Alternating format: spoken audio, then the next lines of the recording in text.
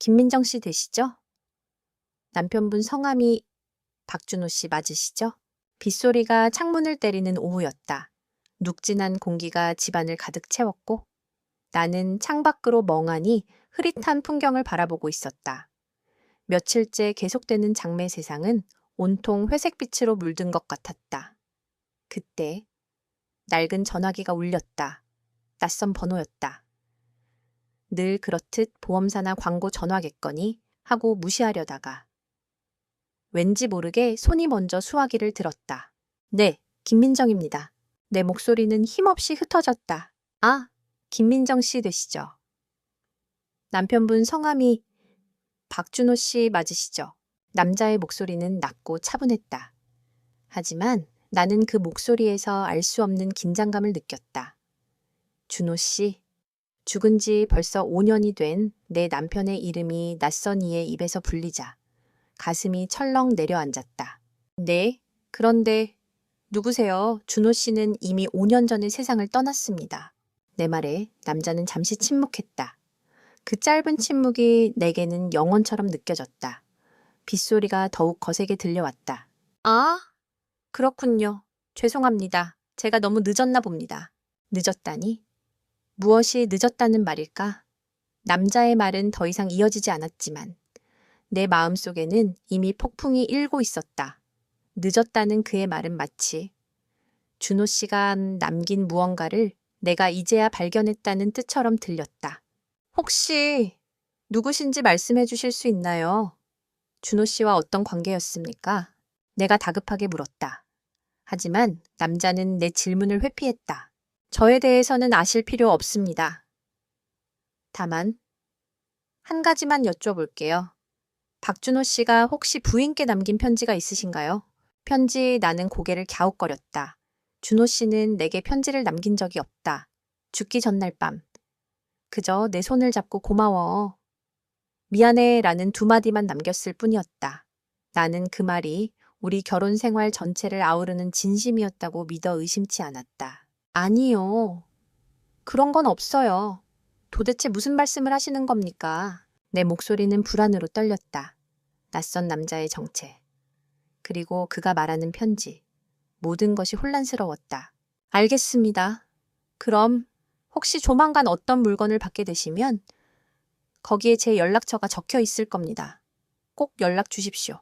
남자는 말을 마치기가 무섭게 전화를 끊었다. 뚜, 뚜, 뚜. 끊어진 전화선 너머로 들려오는 빗소리만이 온 집안을 채웠다. 나는 멍하니 수화기를 들고 서 있었다. 내 손은 차갑게 식어 있었다. 박준호 씨, 5년 전 호련히 내 곁을 떠난 나의 남편. 나는 70세의 김민정이다. 50년 전. 대학 신입생 환영회에서 준호 씨를 처음 만났다. 그는 키가 크고 말수가 적었지만 따뜻한 눈빛을 가진 사람이었다. 캠퍼스 커플로 만나 졸업과 동시에 결혼했고 곧바로 아들 선우를 낳았다. 준호 씨는 평생 성실하게 직장을 다녔고 나는 전업주부로 남편과 아들을 뒷바라지하며 살았다.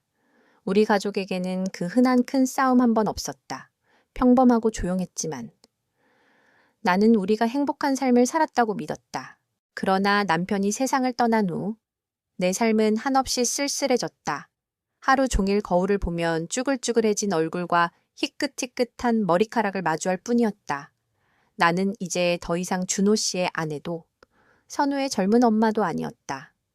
그저 늙고 병든 노인, 매일 아침 눈을 뜨면 오늘은 뭘 해야 하나 고민하기보다 오늘 하루는 또 어떻게 흘려보내야 하나 걱정부터 앞섰다. 준호 씨가 남긴 것은 이 낡은 2층 집과 약간의 연금, 그리고 텅 빈 마음뿐이었다. 아침에 일어나면 습관처럼 그의 방에 들어가 창문을 열어두는 것이 내 유일한 일과였다. 그의 채취는 이미 사라진 지 오래지만 나는 여전히 그가 살아있는 것처럼 창문을 열어두었다. 저녁이 되면 창문을 닫고 그의 서재 책상에 앉아 낡은 앨범을 넘겨보곤 했다. 앨범 속 젊은 준호 씨는 언제나 환하게 웃고 있었다. 나는 그의 젊은 시절 얼굴을 쓰다듬으며 그가 왜 그렇게 일찍 떠나야만 했는지 한없이 원망했다. 나는 이제 뭘 해야 할까? 준호 씨. 나는 늘 혼잣말처럼 중얼거렸다. 대답은 돌아오지 않았다. 텅 빈 방 안에는 오직 내 목소리에 메아리만 울릴 뿐이었다. 빗소리는 여전히 창문을 때리고 있었다. 남편의 이름이 낯선 이의 입에서 나왔다는 사실이 내 마음을 뒤흔들었다. 내가 모르는 준호 씨의 어떤 비밀이라도 있었던 걸까? 나는 차가운 수화기를 내려놓지 못하고 한참을 그렇게 서 있었다. 장마가 계속되던 어느 날, 나는 우연히 준호 씨의 옷장을 정리하다가 낡은 상자 하나를 발견했다. 결혼 전부터 사용하던 그의 유품이었다. 상자 안에는 낡은 학생증, 흑백 사진, 그리고 그가 좋아하던 클래식 음반들이 들어있었다. 나는 상자를 한참 들여다보며 젊은 날의 준호 씨를 떠올렸다. 그때 그는 어떤 꿈을 꾸고 있었을까? 그 시절의 나는 그저 준호 씨의 따뜻한 눈빛만을 쫓는 순수한 소녀였다. 나는 상자를 닫고 거실로 나왔다. 창밖을 보니 빗줄기가 조금 약해진 듯했다. 나는 습관처럼 마당에 나가 빗물을 막고 있는 화초들을 들여다보았다. 준호 씨가 생전에 즐겨 키우던 수국이 빗물에 흠뻑 젖어 있었다. 나는 수국에 보랏빛 꽃잎을 쓰다듬었다. 그때 초인종이 울렸다. 낯선 택배 기사였다. 김민정 씨 되시죠? 이 박스에 사인 좀 부탁드립니다. 그의 손에는 낡은 나무 상자 하나가 들려 있었다. 상자에는 발신인 주소가 적혀 있지 않았다. 나는 왠지 모를 불안감에 사인을 망설였다. 저기 누구한테서 온 건가요? 저희는 그냥 배달만 하는 거라. 자세한 건 모릅니다. 사인만 해주시면 됩니다. 택배 기사는 다소 귀찮다는 듯 말했다. 나는 결국 상자를 받았다. 상자는 생각보다 묵직했고 오래된 나무 냄새가 났다. 나는 상자를 거실 탁자에 올려놓고 한참을 바라보았다. 며칠 전 그 남자와 전화 통화를 했을 때의 불안감이 다시 밀려왔다. 이것이 그 남자가 말한 어떤 물건일까? 상자를 열어보니 안에는 낡은 편지들과 함께 작은 일기장 하나가 들어있었다. 일기장 표지에는 1975년이라고 적혀 있었다. 준호 씨와 내가 처음 만난 해였다. 나는 떨리는 손으로 일기장을 펼쳤다. 첫 페이지에는 그의 삐뚤빼뚤한 글씨로 이런 문장이 적혀 있었다. 오늘은 그녀를 처음 만났다. 그녀의 눈은 마치 맑은 호수 같았다. 내가 평생 지켜주고 싶은 사람. 나는 그 글을 읽고 가슴이 따뜻해졌다. 나를 처음 만난 날. 준호 씨가 나를 보고 썼던 일기였다. 나는 페이지를 넘겨 그의 일기를 읽어 내려갔다. 그가 내게 청혼했던 날, 우리가 결혼했던 날, 선우가 태어났던 날에 대한 기록들이 차례로 나타났다. 나는 그의 일기장을 읽으며 우리가 함께했던 지난 세월을 되짚어 보았다. 우리는 정말 서로를 사랑했고 평범했지만 행복한 가정을 꾸렸다고 믿었다. 그런데 왜 그 남자는 편지에 대해 물었던 걸까? 나는 일기장 밑에 깔려있는 낡은 편지 뭉치들을 발견했다. 편지에는 발신인 주소가 따로 없었고 모두 수신인 한결에게 라고 적혀 있었다. 한결, 나는 그 이름을 한 번도 들어본 적이 없었다. 누구일까? 준호 씨의 친척일까? 아니면 친구일까? 궁금증과 불안감이 뒤섞여 내 마음을 괴롭혔다. 나는 떨리는 손으로 첫 번째 편지를 집어들었다. 편지 봉투는 이미 발에서 누렇게 변해 있었다. 나는 조심스럽게 편지 봉투를 뜯었다. 편지. 내 손은 떨리고 있었다. 편지 속 글자 하나하나가 차가운 비수가 되어 내 심장을 찔러오는 것만 같았다. 한결아. 아빠는 한결, 아들, 아빠. 이 낯선 단어들이 하나의 문장을 이루자. 지난 50년간 내가 믿어왔던 모든 것이 와르르 무너지는 소리가 들렸다. 준호 씨에게 다른 아들이 있었다니 내가 모르는. 나 이전에 준호 씨의 삶에 존재했던 아들이 있었다니. 나는 숨을 쉴 수가 없었다. 머릿속이 하얘졌고 눈앞이 아득해졌다. 낡은 탁자 위로 빗방울이 후드득 떨어지는 소리조차 들리지 않았다. 그저 내 손에 들린 편지의 무게만이 세상의 전부인 것처럼 느껴졌다. 나는 편지를 다시 상자에 넣었다. 아니, 정확히는 상자 속으로 던져버렸다는 표현이 더 맞을 것이다. 마치 더러운 것을 만진 것처럼. 내 손에 묻은 준호 씨의 과거를 털어내고 싶었다. 상자 뚜껑을 닫고 나는 자리에서 일어났다. 부엌으로 가서 찬물 한 잔을 들이켰다. 물잔을 들고 있는 내 손은 여전히 떨리고 있었다. 창밖으로는 빗줄기가 더욱 거세지고 있었다. 회색빛 하늘 아래. 세상은 온통 눈물에 젖은 얼굴처럼 흐릿했다. 5년 전. 준호 씨가 세상을 떠난 후 내 삶은 무채색으로 변했다. 아침에 눈을 뜨면 오늘은 뭘 해야 하나가 아니라 오늘은 어떻게 버텨내야 하나를 고민했다. 결혼 50년 동안 내 삶은 오롯이 준호 씨와 선우를 중심으로 돌아갔다. 나는 준호 씨의 아내로, 선우의 엄마로 살았다. 내 이름 김민정은 그저 호적에 적힌 세 글자에 불과했다. 나는 누구인가? 이제 준호 씨도 선우도 내게서 멀어진 지금. 나는 과연 누구인가? 집안 구석구석 준호 씨의 손때가 묻지 않은 곳이 없었다. 그는 손재주가 좋아서 낡은 가구를 뚝딱뚝딱 고치곤 했다.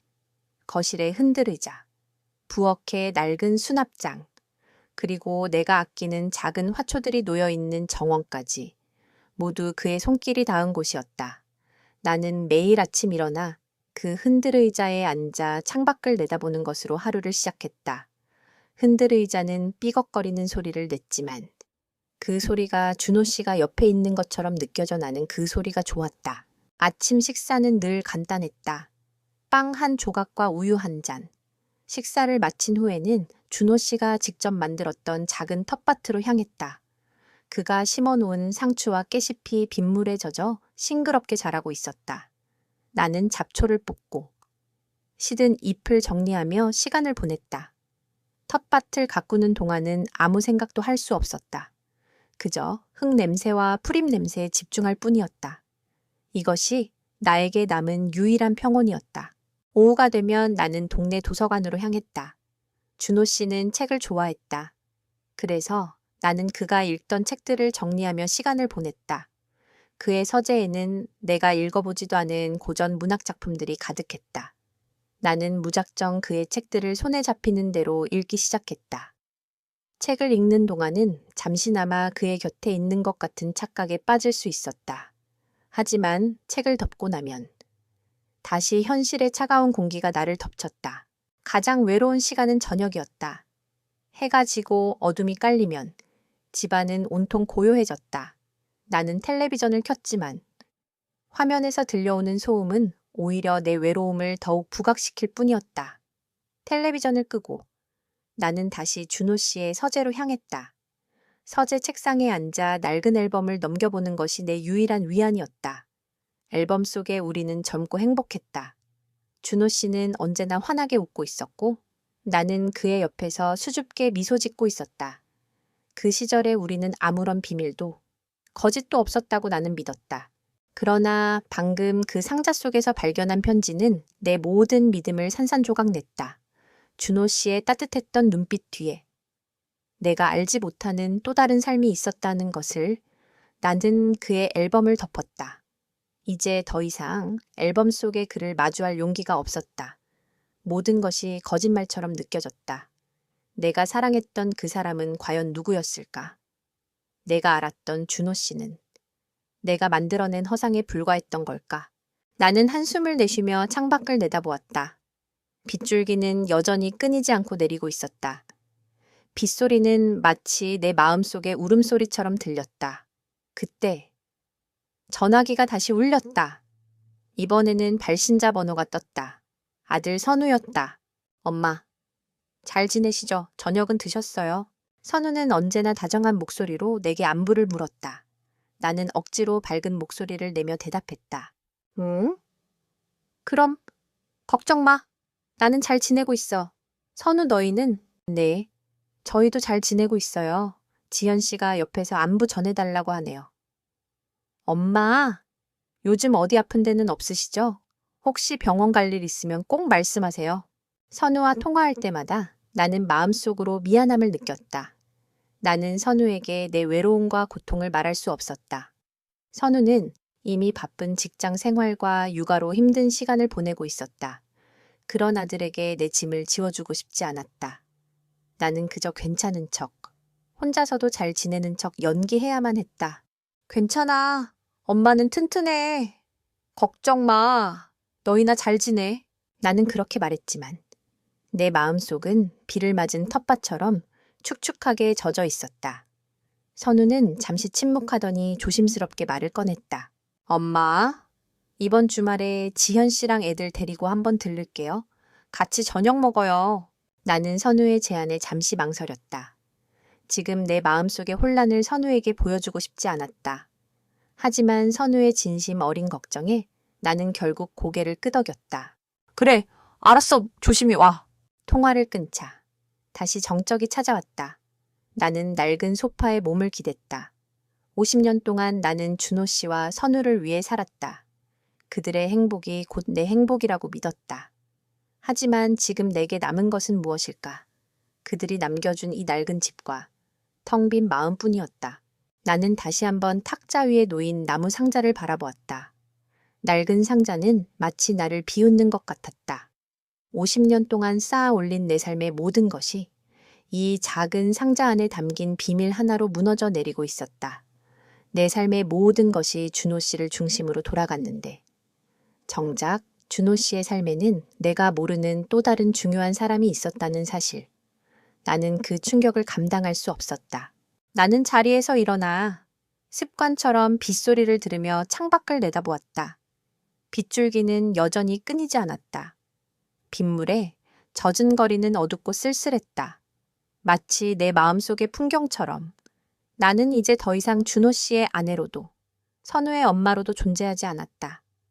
그저 혼자 남겨진 늙은 노인, 그뿐이었다. 나는 다시 한번 준호 씨의 서재로 가서 상자 속의 편지들을 꺼냈다. 나는 그것들을 다시 읽기 시작했다.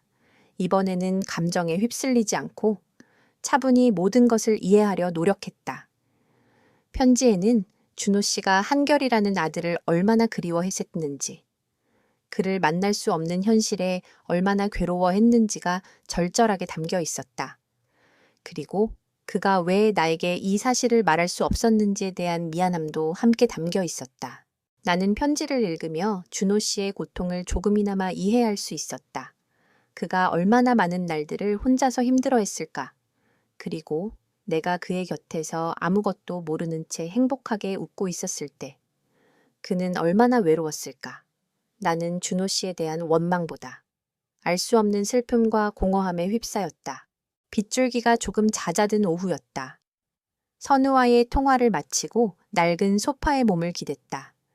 방금 전 낯선 이가 전화로 언급했던 어떤 물건이 자꾸만 머릿속을 맴돌았다. 대체 무엇일까? 준호 씨가 나에게 남기지 않았던, 그러나 누군가는 알고 있는 비밀. 나는 그 사실이 버거워 숨을 쉴 수가 없었다. 50년의 세월 동안 내가 쌓아 올렸다고 믿었던 신뢰와 사랑의 탑이 흔들리기 시작하는 것을 느꼈다. 다음 날, 여전히 흐린 날씨였다. 나는 습관처럼 마당의 화초들을 돌보았다. 빗방울을 머금은 장미 잎사귀가 처연하게 흔들리고 있었다. 그때 초인종 소리가 울렸다. 택배 기사였다. 그의 손에는 낡고 모서리가 다른 나무 상자가 들려 있었다. 상자에는 발신인 주소가 적혀 있지 않았다. 나는 며칠 전에 전화 통화를 떠올리며 심장이 철렁 내려앉았다. 김민정 씨 되시죠? 여기 사인 좀 부탁드립니다. 택배 기사는 내게 별다른 설명을 해주지 않았다. 나는 왠지 모를 불안감에 망설였지만 결국 펜을 들어 서명했다. 상자는 생각보다 묵직했고 오래된 나무 냄새와 함께 알 수 없는 흙 냄새 같은 것이 섞여 있었다. 나는 상자를 거실 탁자에 조심스럽게 내려놓았다. 상자 뚜껑에는 정선이라는 붓글씨가 희미하게 적혀 있었다. 정선. 준호 씨가 태어나고 자란 강원도 산골 마을의 이름이었다. 그가 죽기 전까지 늘 그리워했던 고향. 나는 상자를 한참 동안 바라보았다. 열어봐야 할까? 아니, 열지 말아야 할까? 안에는 무엇이 들어있을까? 내가 알지 못했던 준호 씨의 과거가 들어있을까? 나는 차마 상자 뚜껑에 손을 댈 용기가 나지 않았다. 50년 동안 쌓아온 믿음이 깨질까 두려웠다. 그러나 호기심은 두려움을 압도했다. 결국 나는 떨리는 손으로 상자 뚜껑을 열었다. 상자 안에는 낡은 가죽 지갑, 빛바랜 흑백 사진 몇 장, 그리고 준호 씨가 대학 시절 즐겨 듣던 클래식 음반들이 들어 있었다. 나는 낡은 지갑을 집어들었다. 안에는 준호 씨의 젊은 시절 사진과 함께 1975년이라고 적힌 대학 학생증이 들어 있었다.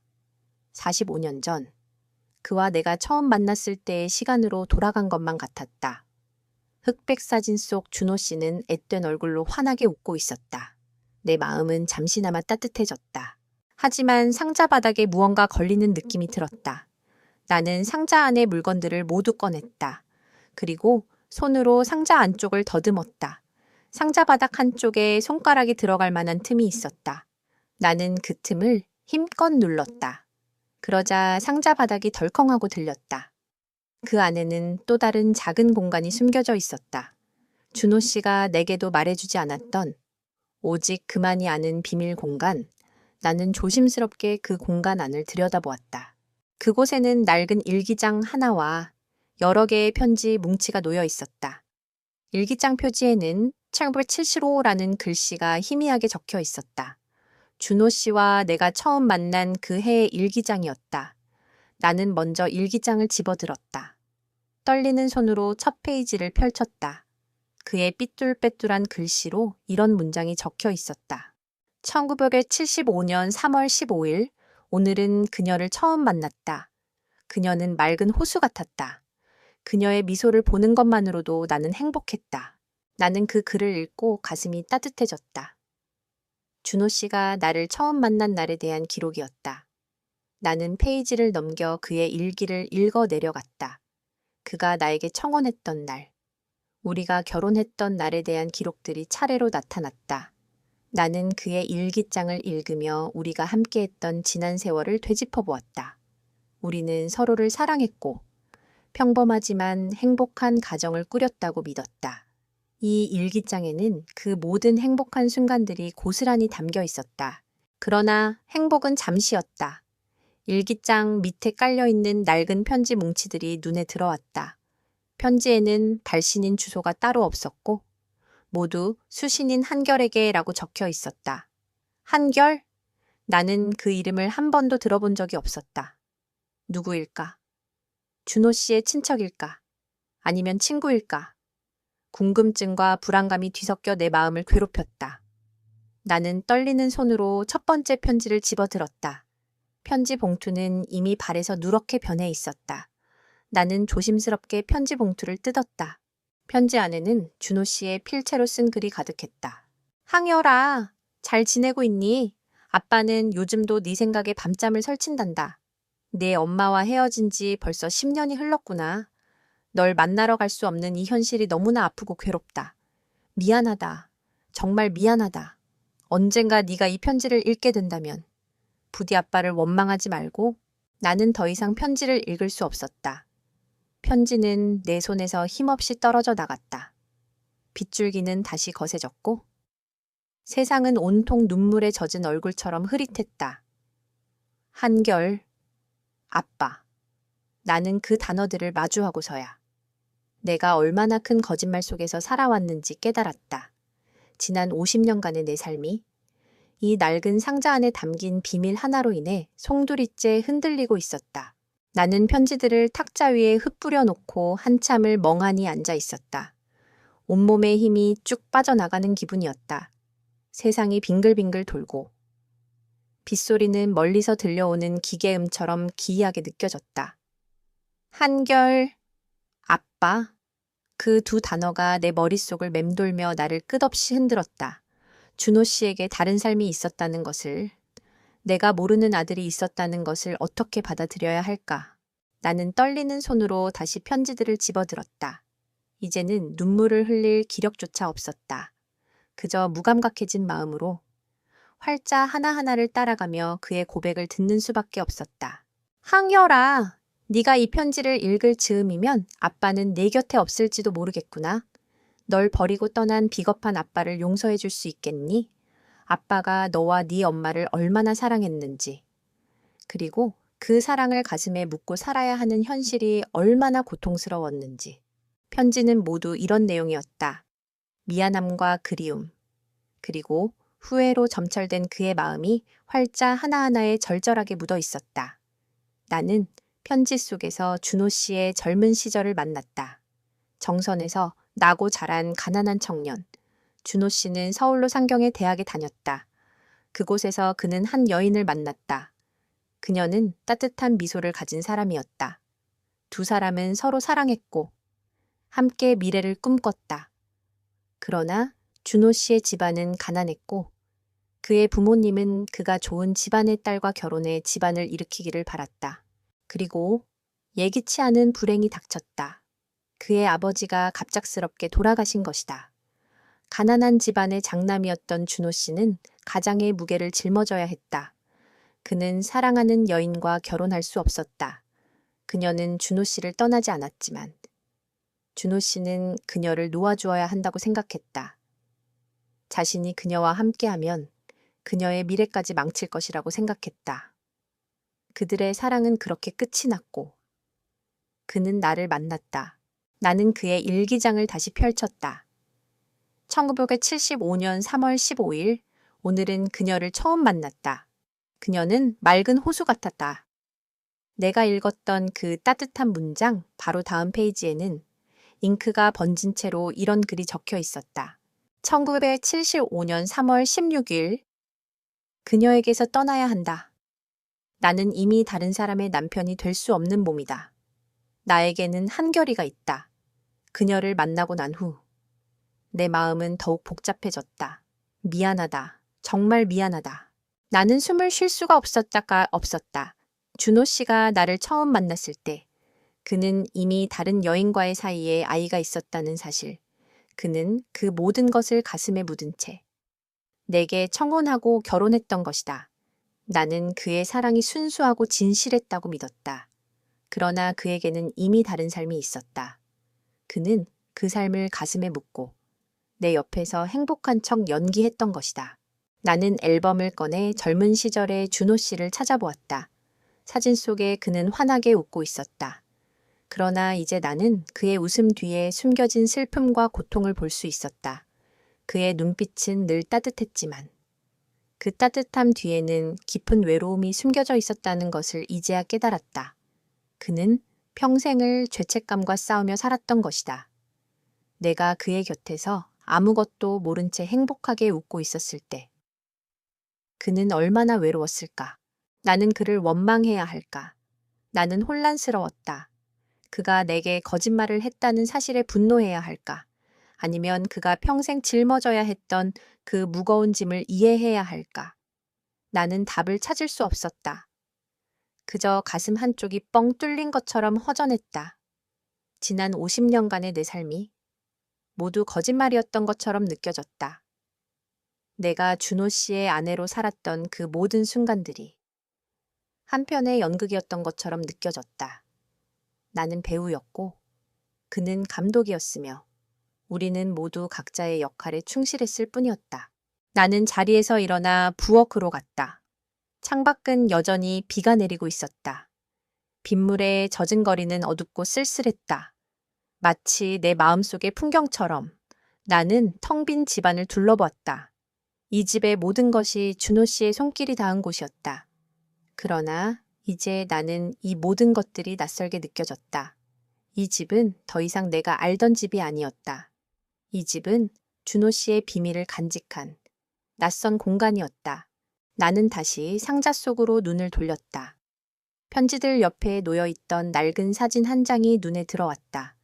젊은 준호 씨가 한 여인과 어린아이를 안고 환하게 웃고 있는 사진이었다. 여인은 준호 씨와 닮아 있었고 아이는 그의 아들임이 분명했다. 나는 사진 속의 아이를 한참 들여다보았다. 한결, 준호 씨의 첫째 아들. 내가 낳은 선우와는 다른 눈빛을 가진 아이. 나는 그 아이의 얼굴을 쓰다듬으며 알 수 없는 슬픔에 잠겼다. 내 심장은 산산조각이 났다. 50년 동안 쌓아올린 행복한 기억들이 낡은 상자 속 편지 한 통에 모두 무너져 내리는 것을 느꼈다. 나는 앨범 속 젊은 준호 씨의 얼굴을 쓰다듬었다. 환하게 웃고 있는 그의 눈빛이 이제는 슬픔과 고통으로 가득 찬 것처럼 보였다. 나는 그를 원망해야 할까? 아니면 그가 짊어져야 했던 삶의 무게를 이해해야 할까? 답을 찾을 수 없었다. 그저 가슴 한쪽이 뻥 뚫린 것처럼 허전했다. 지난 50년간의 내 삶이 모두 거짓말이었던 것처럼 느껴졌다. 내가 준호 씨의 아내로 살았던 그 모든 순간들이 한편의 연극이었던 것처럼 느껴졌다. 나는 행복한 아내 역할을 충실히 연기했고 그는 비밀을 간직한 남편 역할을 연기했다. 우리는 서로를 속였고 동시에 서로에게 진실을 감추고 있었다. 나는 앨범을 덮고 지난 세월의 기억들을 하나씩 꺼내보았다. 결혼 초. 준호 씨는 밤늦게까지 홀로 서재에 앉아 있곤 했다. 나는 그가 일 때문에 힘들어서 그런 것이라 생각했다. 그러나 이제 나는 안다.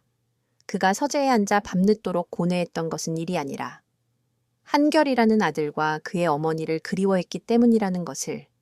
나는 그를 위해 따뜻한 차를 끓여 가져다 주며 여보, 너무 늦게까지 일하지 말아요 라고 말했었다. 그때의 내 걱정 어린 눈빛이 이제는 그에게 더 큰 죄책감을 안겨준 것만 같아 괴로웠다. 선우가 태어났던 날도 떠올랐다. 준호 씨는 병실 침대에 누워있는 나를 바라보며 하염없이 눈물을 흘렸다. 나는 그 눈물이 감격의 눈물이라고 생각했다. 그러나 이제 나는 안다. 그 눈물이 단순히 감격의 눈물이 아니었음을. 그는 새로 태어난 아들을 보며 자신이 외면했던 또 다른 아들 한결이를 떠올렸을 것이다. 그리고 두 아들 사이에서 갈등하며 고통스러워했을 것이다. 나는 그 눈물의 의미를 이제야 깨달았다. 지난 세월, 나는 준호 씨의 모든 감정을 내 멋대로 해석하며 살아왔던 것이다. 나는 그가 죽기 전날 밤, 내 손을 잡고 고마워, 미안해 라고 말했던 것을 떠올렸다. 나는 그 말이 우리 결혼 생활 전체를 아우르는 진심이었다고 믿었다. 그러나 이제는 그 말에 또 다른 의미가 담겨 있었다는 것을 깨달았다. 고마워. 나라는 사람을 만나 행복하게 해줘서 미안해. 너에게 거짓말을 하고 살아와서 나는 그의 미안함이 나를 향한 것이 아니라 그가 가슴에 묻고 살아야 했던 또 다른 삶을 향한 것이라는 것을 깨달았다. 그의 미안함은 내가 감당할 수 없을 만큼 거대하고 무거운 것이었다. 나는 이제 더 이상 내 존재의 의미를 찾을 수 없었다. 나는 누구였을까? 준호 씨의 아내, 선우의 엄마, 그 모든 타이틀이 나에게서 떨어져 나간 지금. 나는 그저 텅 빈 껍데기만 남은 존재였다. 준호 씨가 나를 사랑했을까? 나는 그에게 진정한 사랑이었을까? 아니면 그저 그의 삶을 지탱해주는 편리한 존재였을까? 나는 답을 찾을 수 없었다. 내가 행복했던 순간들이 모두 가식이었다고 생각하니 견딜 수가 없었다. 내 삶의 모든 것이 부정당하는 기분이었다. 나는 자리에서 일어나 습관처럼 부엌으로 향했다. 창밖은 여전히 비가 내리고 있었다. 빗물에 젖은 거리는 어둡고 쓸쓸했다. 마치 내 마음속의 풍경처럼 나는 텅 빈 집안을 둘러보았다. 이 집의 모든 것이 준호 씨의 손길이 닿은 곳이었다. 그러나 이제 나는 이 모든 것들이 낯설게 느껴졌다. 이 집은 더 이상 내가 알던 집이 아니었다.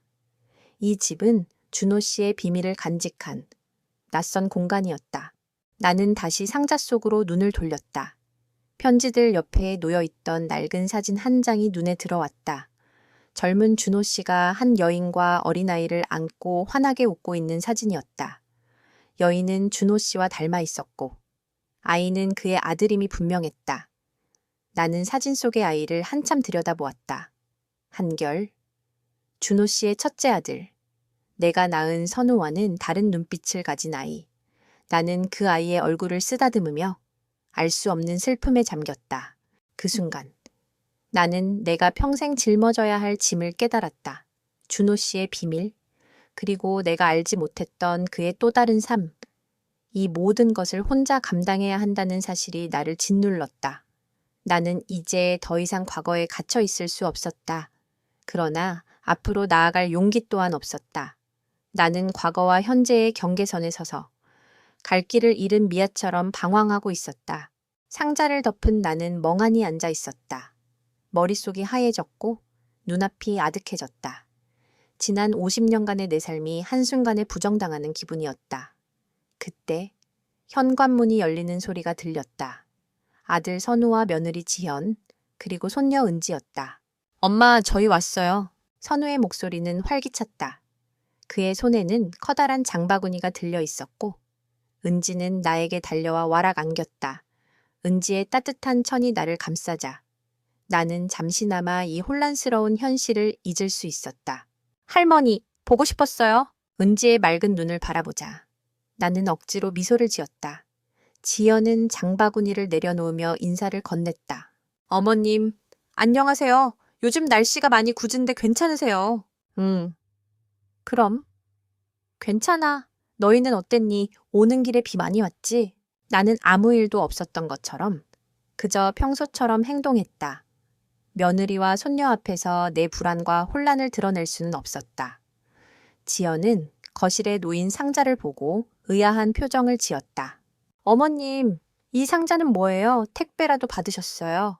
아, 오래된 물건들인데 그냥 한번 열어본 거야. 나는 황급히 상자를 덮으며 말했다.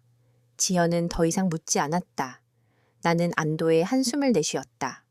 선우는 장바구니에서 와인 한 병을 꺼냈다. 엄마? 오늘 저녁은 지연 씨가 해주는 스파게티랑 이 와인이랑 같이 먹어요. 아빠가 좋아하시던 와인이랑 비슷한 건데 준호 씨가 좋아하던 와인. 나는 그 말에 가슴이 철렁 내려앉았다. 와인 한 병에도 준호 씨의 그림자가 드리워져 있었다.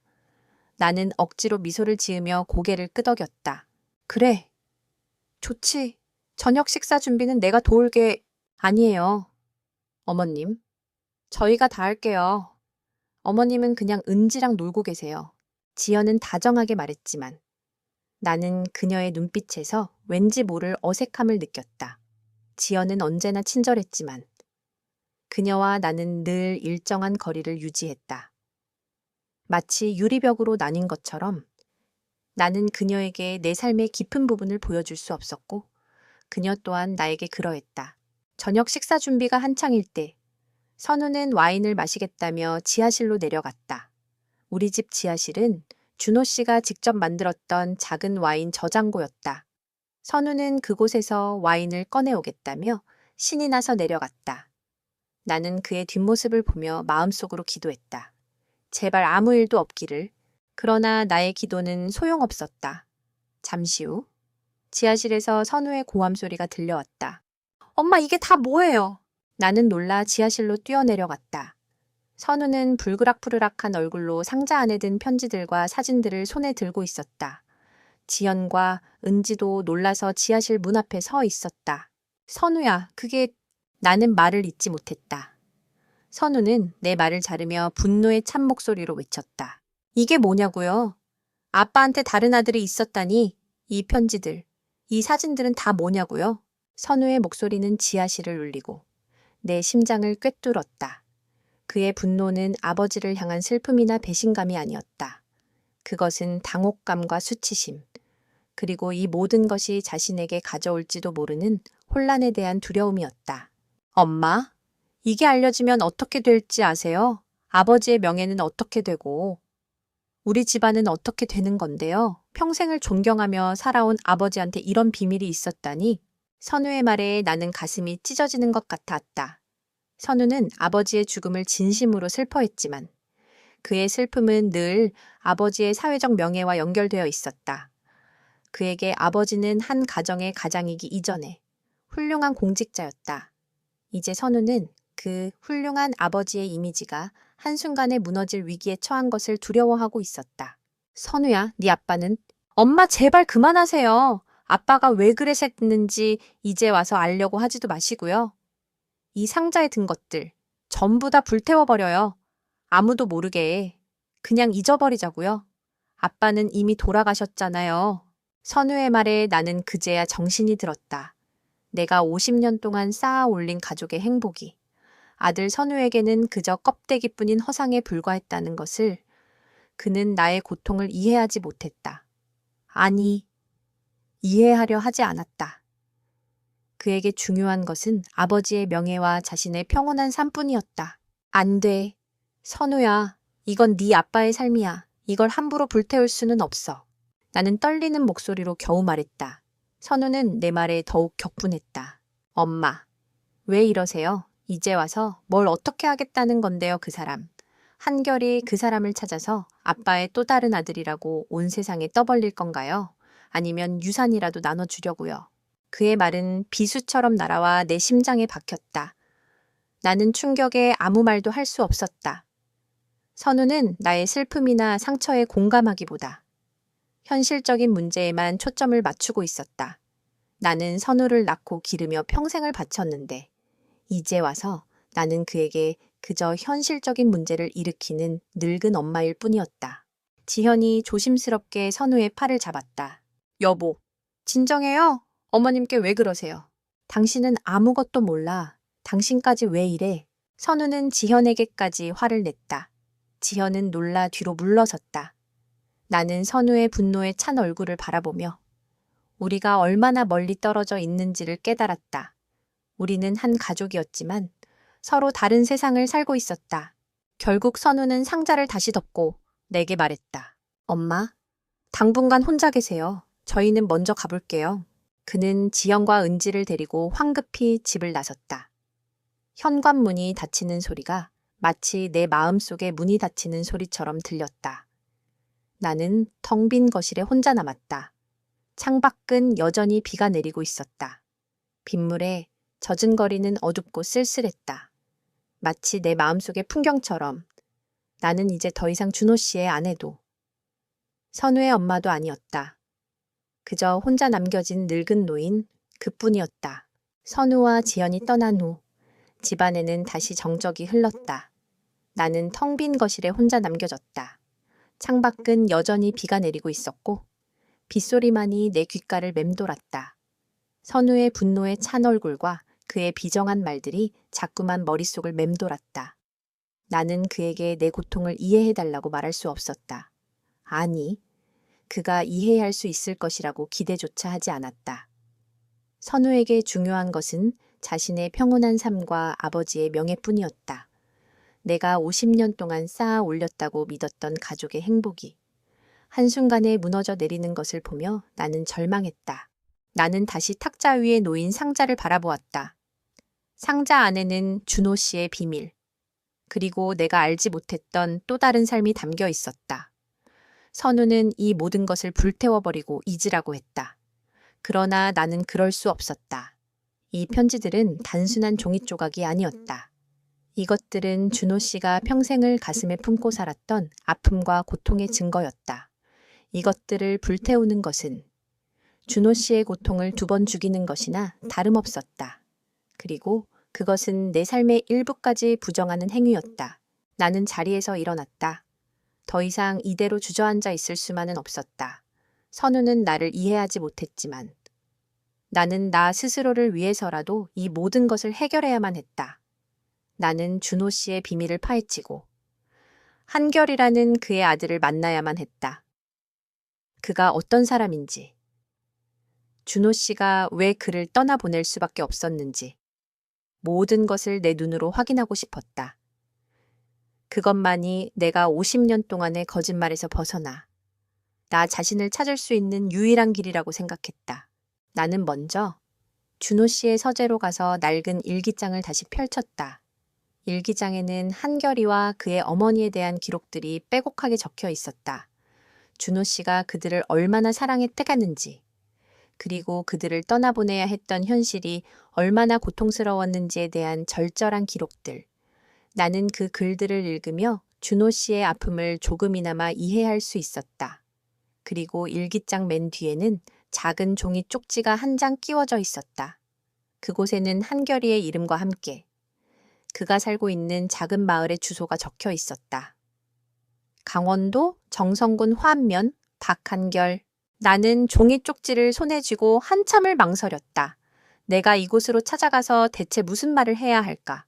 내가 과연 한결이를 만날 자격이 있을까? 나는 두려웠다. 그러나 더 이상 피할 수는 없었다.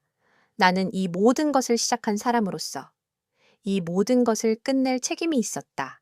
나는 거실에 놓인 낡은 보석함으로 향했다. 보석함 안에는 준호 씨가 결혼 초 선물해줬던 진주 목걸이와 내가 평생 아꼈던 금반지가 들어있었다. 나는 그것들을 집어들었다. 그것들은 나의 지난 세월, 그리고 준호 씨와의 사랑을 상징하는 물건들이었다. 나는 그것들을 팔아 내 여행의 경비를 마련하기로 결심했다. 선우에게 손을 벌릴 수는 없었다. 이것은 오롯이 나만의 여정이어야만 했다. 며칠 후 나는 작은 가방 하나를 들고 집을 나섰다. 50년 만에 처음으로 혼자 떠나는 여행이었다. 나는 낯선 도시의 기차역으로 향했다. 기차역은 사람들로 북적였다. 젊은 연인들, 가족들, 그리고 여행객들 모두가 활기차고 행복해 보였다. 나는 그들 사이에서 홀로 서 있는 내 모습을 보며 왠지 모를 씁쓸함을 느꼈다. 나는 누구인가? 나는 이제 더 이상 준호 씨의 아내도 선우의 엄마도 아니었다. 나는 그저 내 삶의 진실을 찾아 떠나는 이름 없는 노인이었다. 기차에 올라 창밖을 바라보았다. 도심의 낯선 풍경들이 스쳐 지나갔다. 나는 창밖을 보며 지난 세월의 기억들을 하나씩 떠올렸다. 준호 씨와 함께 기차를 타고 떠났던 신혼여행, 선우와 함께 소풍을 갔던 날들. 그 모든 기억들이 이제는 낯설게 느껴졌다. 나는 그의 옆에 있었지만 그는 늘 다른 곳을 보고 있었다. 그의 마음은 늘 한결이와 그의 어머니에게로 향해 있었다. 나는 그의 삶의 일부였지만 그의 전부가 아니었다. 나는 그 사실을 이제야 깨달았다. 기차는 서울을 벗어나 강원도의 산골 마을로 향했다. 창밖으로는 짙푸른 산과 맑은 강물이 보였다. 정선, 준호 씨가 태어나고 자란 곳, 그리고 한결이가 살고 있는 곳, 나는 그곳으로 향하는 기차 안에서 알 수 없는 설렘과 두려움을 느꼈다. 한결이는 어떤 사람일까? 나를 원망할까? 나를 거부할까? 나는 그의 얼굴을 한 번도 본 적이 없었다. 하지만 나는 그를 만나야만 했다. 그것만이 내가 50년간의 거짓말에서 벗어나 나 자신을 찾을 수 있는 유일한 길이었다. 정선역에 내리자. 맑고 깨끗한 공기가 나를 맞았다. 나는 버스를 타고 한결이가 살고 있는 작은 마을로 향했다.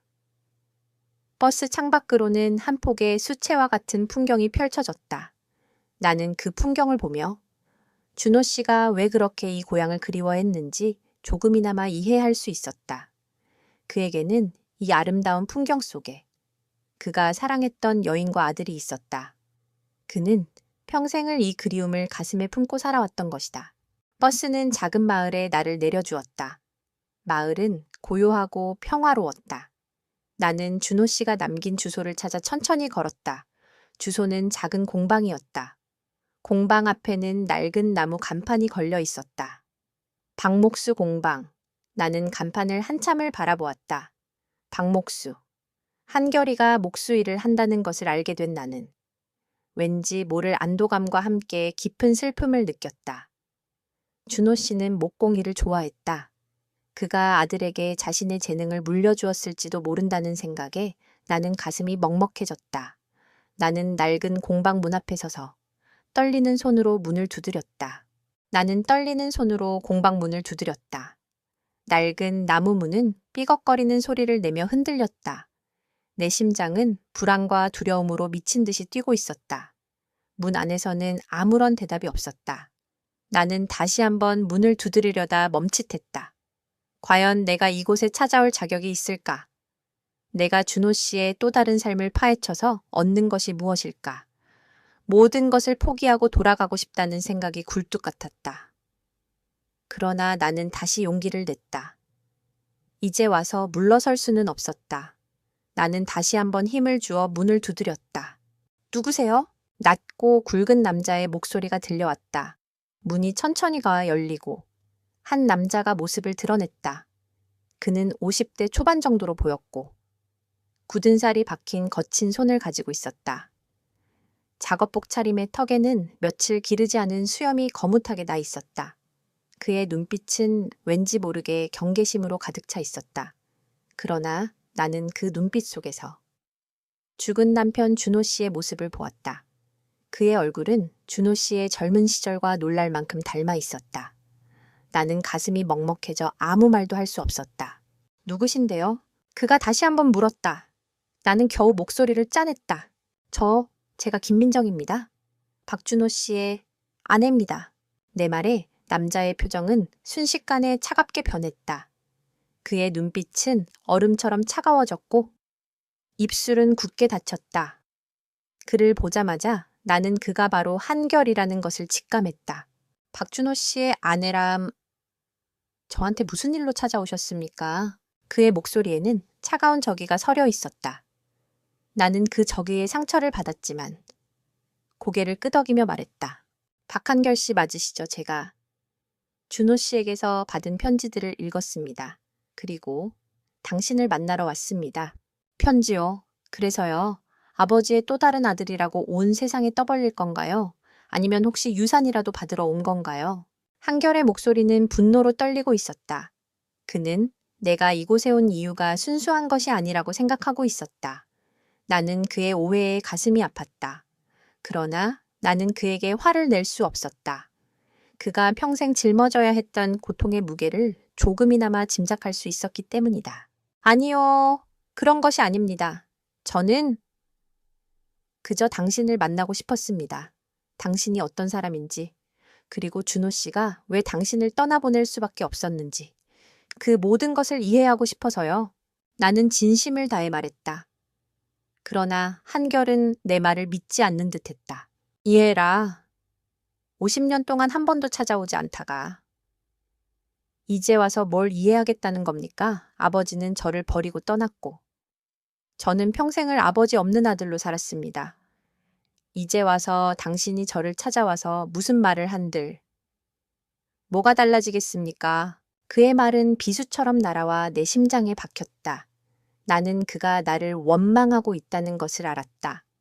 아니, 정확히는 준호 씨를 원망하고 그 원망이 내게로 향하고 있다는 것을 알았다. 나는 그에게 상처를 주지 않으려 노력했지만 나의 존재 자체가 그에게는 상처가 될 수 있다는 것을 깨달았다. 그때 한결의 뒤편으로 어린 여자아이가 모습을 드러냈다. 아이는 10살 남짓 되어 보였고 까만 눈동자가 맑았다.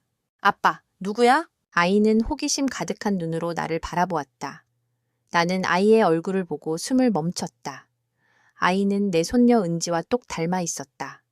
이름도 은지였다. 나는 그 사실에 가슴이 먹먹해졌다. 준호 씨가 남긴 또 다른 은지.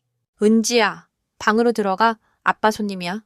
한결은 아이에게 단호하게 말했다. 은지는 고개를 갸웃거리며 방으로 들어갔다.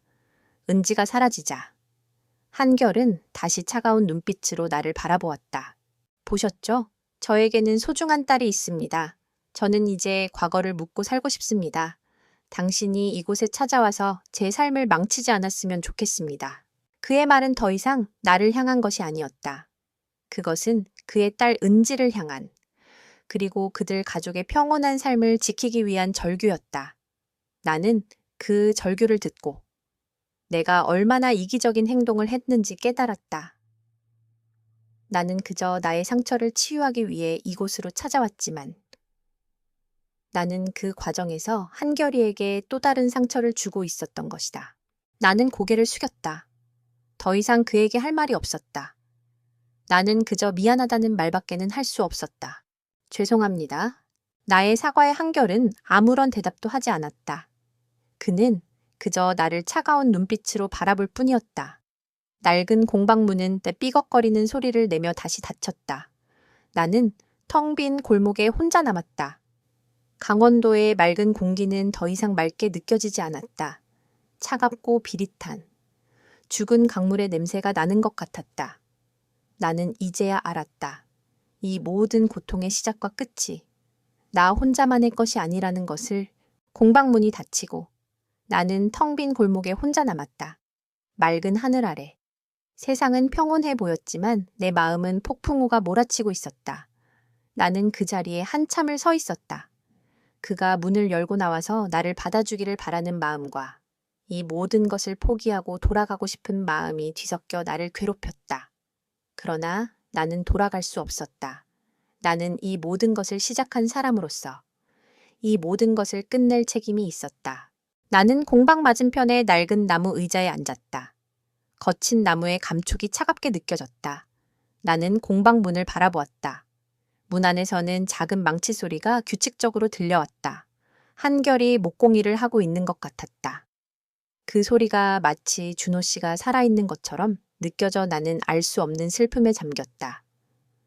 한결이는 준호 씨의 손재주를 물려받았나 보다.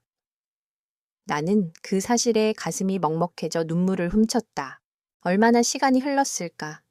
공방문이 다시 열리고 한결이가 모습을 드러냈다. 그는 나에게 다가와 아무 말 없이 내 옆에 앉았다. 그의 얼굴에는 여전히 경계심이 남아 있었지만 그의 눈빛은 아까보다는 조금 누그러진 듯했다.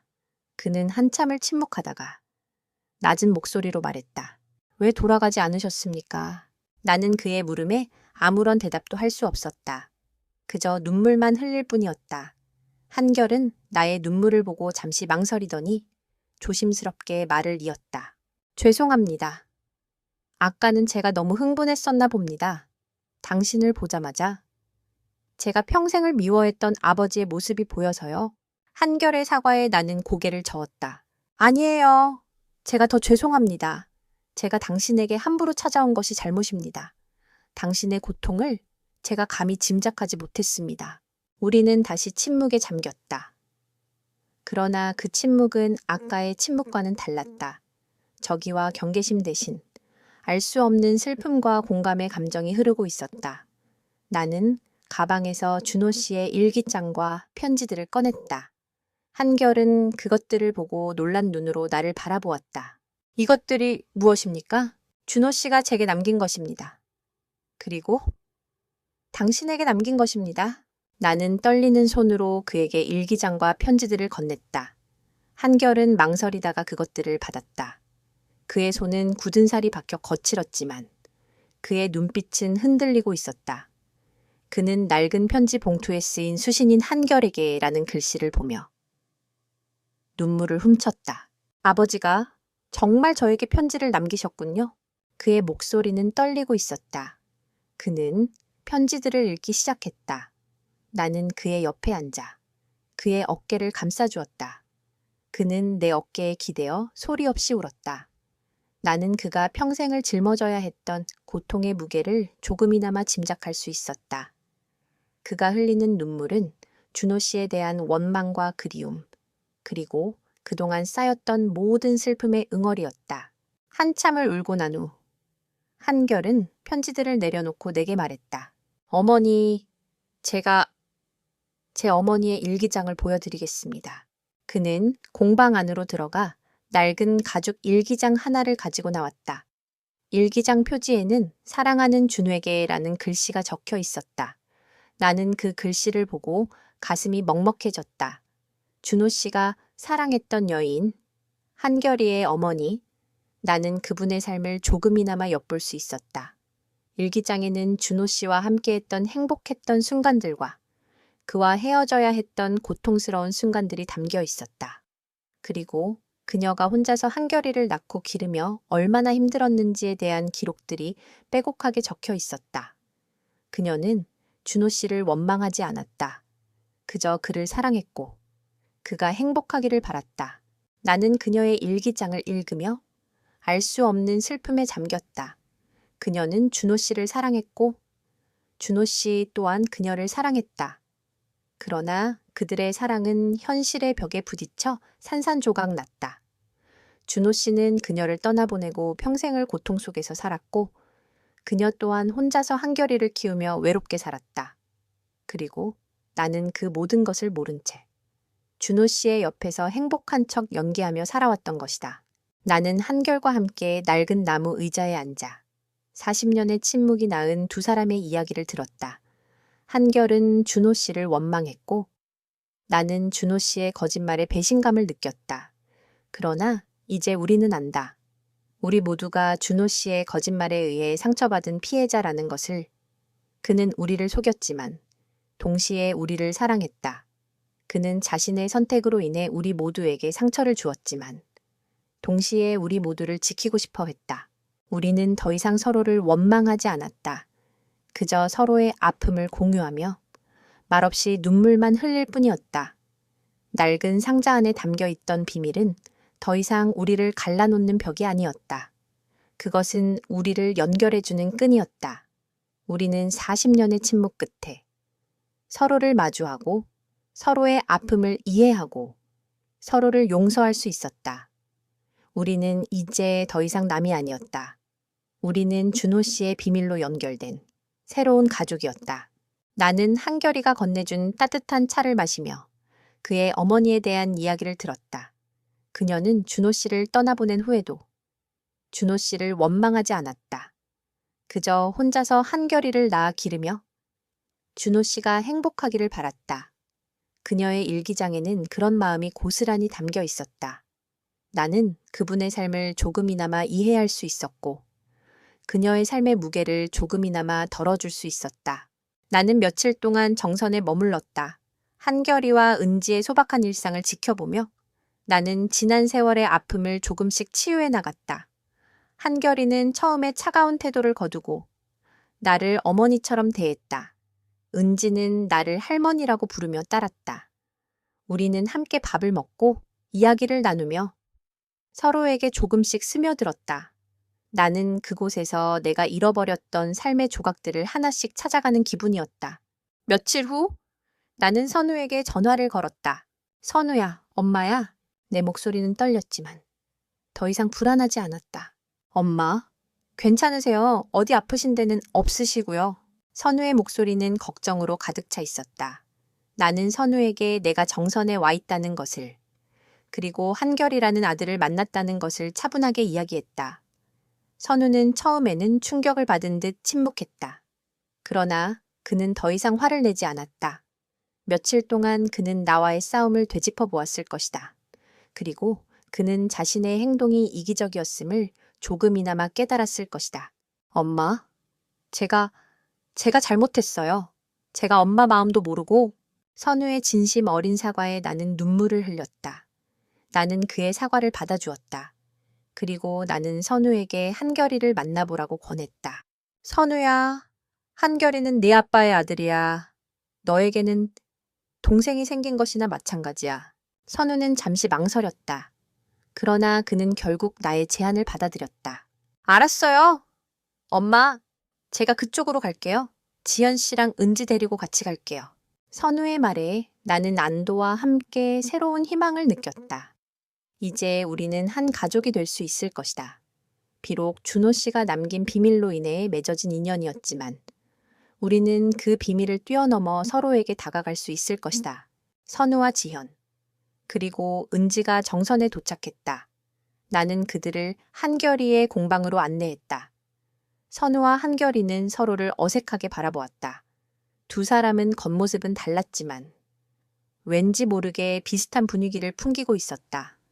두 사람은 처음에는 아무 말도 하지 않았다. 그러나 은지들이 서로에게 다가가 함께 놀기 시작하자 두 사람의 마음도 조금씩 열리기 시작했다. 그날 저녁, 우리는 모두 함께 식사를 했다. 낡은 공방 안은 오랜만에 사람들의 온기로 가득 찼다. 선우는 한결이에게 미안하다는 말을 전했고 한결이는 고맙다는 말로 그의 사과를 받아주었다. 두 사람은 서로에게 솔직하게 자신의 마음을 털어놓았다. 한 사람은 아버지의 비밀에 충격을 받았지만 다른 한 사람은 평생을 아버지의 부재 속에서 살아야 했다. 두 사람은 서로의 아픔을 이해하고 서로에게 위로의 말을 건넸다. 며칠 후 우리는 모두 함께 서울로 돌아왔다. 나는 더 이상 이 집을 혼자서 감당할 수 없었다. 선우와 지연, 그리고 한결이와 은지에게도 이 집은 준호 씨의 비밀을 간직한 공간이기도 했지만 이제는 우리 모두의 새로운 시작을 위한 공간이 될 수 있을 것이라고 믿었다. 우리는 함께 준호 씨의 유품을 정리했다. 낡은 편지들과 일기장, 그리고 사진들. 우리는 그것들을 불태우지 않고 준호 씨의 서재 책상 서랍 속에 고이 간직하기로 했다. 그것들은 더 이상 우리를 아프게 하는 비밀이 아니었다. 그것들은 준호 씨가 남긴 우리 모두를 하나로 이어주는 소중한 유산이었다. 어느덧 겨울이 지나고 따뜻한 봄이 왔다. 나는 마당의 화초들을 돌보며 따뜻한 햇살을 맞았다. 그때 전화벨이 울렸다. 한결이었다. 어머니, 저예요? 한결이요? 응, 한결아, 잘 지냈니? 네, 잘 지내고 있습니다. 아버지가 좋아하시던 수국이 꽃을 피웠어요. 어머니도 한번 보러 오세요. 나는 그의 말에 눈물을 흘렸다. 준호 씨가 좋아하던 수국.